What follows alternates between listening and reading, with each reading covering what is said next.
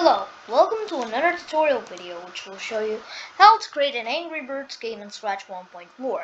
And as you can see, I just deleted the variable angle because we're going to change the angle of the bird right now. So how am I going to do that? Let me show you something. So we're going to add one green flag click block, and then we're going to add a forever loop because we want this to happen over and over and over again. We just don't need one check and it stops. We're going to add an F control block. Go to sensing, and then I'm gonna add key lights is pressed. Then we want to rotate it. We want it to rotate in the category.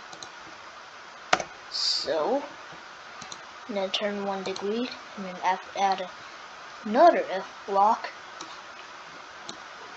Another sensing block. We block this time it's the key left arrow pressed, and turn left degrees. Now if we test it if it works, perfect, it does work. But we also need to add a sound like in the original Angry Birds game. We got it by going to sounds. So I'm gonna add this go block and add slingshot and add the same sound effect. Also, we don't want to play sound until done because it just stops when it does it. Anyways, if we check that, perfect, very nicely.